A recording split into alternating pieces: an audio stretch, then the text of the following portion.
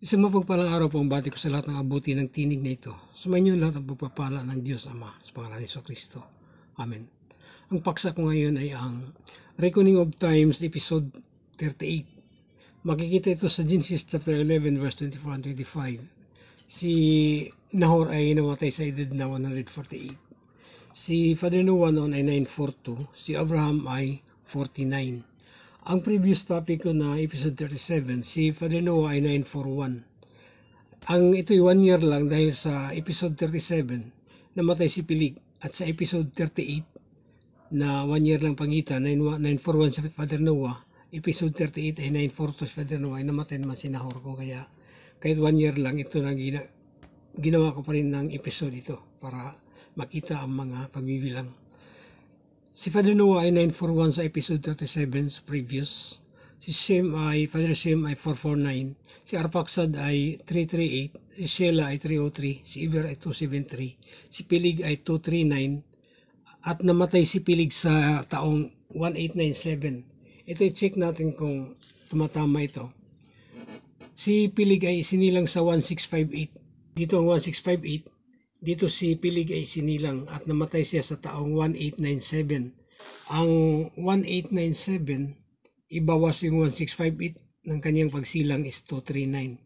Kaya si Pilig ay namatay sa edad na 239 sa taong 1897. Si Rio dito ay 207 sa episode 37. Si Sirog ay 177. Si Nahor ay 147. Si Tera ay 118. Si Abraham ay 48. Ito sa taong 1897. Year count, katumbas ng 2103 BC.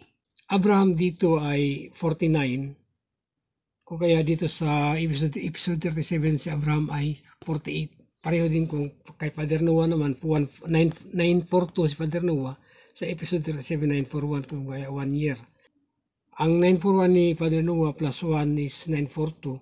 Si Father Shem, 449 is plus 1, 450. Si Arpaksad na 338 plus 1, 339. Si Sheila na 303 plus 1, 304. Si Iber na 273 plus 1, 274. At si Pilig dito yung sinabi ko nang nakaraan. Si Pilig namatay sa edad na 239 sa taong 1897. At si Rio na 209 plus 1 is 210. Si Sirog na 177 plus 1, 178. Si Nahor na 147 plus 1, 148. At namatay si Nahor sa edad na 148 sa taong 1898. Isang taon matapos mamatay si Pilig sa 1897, namatay naman si Nahor sa taong 1898. Kung kaya ito naman, ito rin pagkuha. Ang 1898, itong pagkamatay ni Nahor, isinilang siya sa 1750. Dito naman yan sa 8D structure.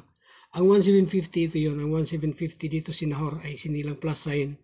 Isinilang si Nahor at namatay si Nahor sa 1898. Dito sa 1898 si Nahor dito. O kaya si Father Noah dito ay 942. O kaya i-check natin, ang 1898 minus 1750 nung siya isilang sa 148. Tama naman ang edad na 148 namatay si Nahor sa taong 1898. Ang 2102 katumbas ito ng BC, katumbas ng 1898 BC, year count.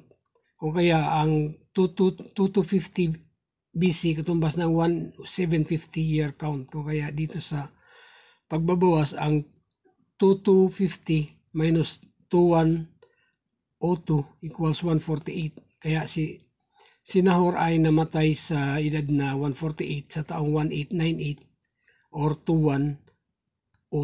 Ito 2102 ang katumbas. Ang 1898 year count katumbas ng 2102 BC. Ang year count i-plus ang BC equals, ito yung kabuuan, 4,000. Ang year count ang BC, 4,000 year count BC. At ito naman ang 8D structure na, ang kabuuan ng 8D structure ang 2,000 years. Ang second 1,000 years mula nang malikha ang buong sanlibutan sa 6th day. Kaya dito lang ang topic ngayon sa 1898. Nang namatay si Nahor sa edad na 148. Si Father Noah ay 1942.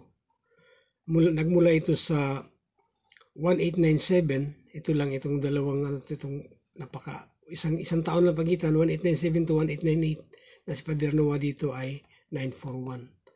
Si Abraham naman ay 48. Dito 49 na si Abraham. Okay, ito lang, 1 year lang pagitan, dito lang ang topic ngayon. At dito naman ito makikita sa chart of generation table. Ito'y kabuuan ng may chart of generation table. Ito magmula ng 130 si Father Adam, sinilang si Father Seth. O kaya nasabi ko ng mga karaan, 30 lang bibilangin dito dahil ang kanyang 100 ay bilang nasa 6th day.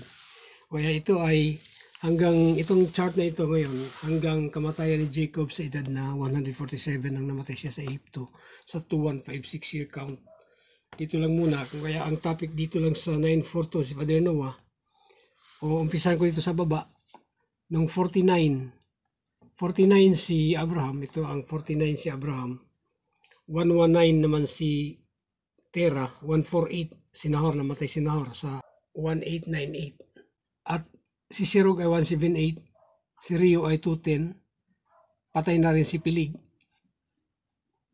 Si Iber ay 274, si Sela ay 304, 339 naman si Arphaxad at 450 si Father Shem at 942 si Father Noah. Ang 1898 ay ito yung year count, katumbas ito ng 2102 BC. Ang pagbabangga pa pala ng mga panahon, ng mga taon. Ang previous topic ay ang 1897 year count. Si Father Noah noon ay 1941, si Abraham 48, si Pilig namatay sa edad na 239. O kaya dito sa topic nito sa episode 38 na ang 1897 sa previous topic plus 1 year dahil si Father Noah sa episode 37 ay 941, ito naman 942 na si Father Noah sa 1898. Si Abraham ay 49, nagdagdag lang ng 1 taon.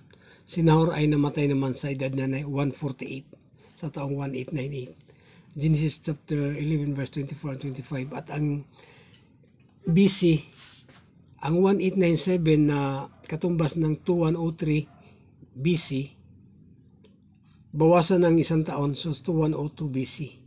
At ang 1897 plus 1, so 1898 year count. Hanggang dito lang muna. Sumayin yung lahat ng pagpapalaan ng Diyos Ama. Amen sa amin.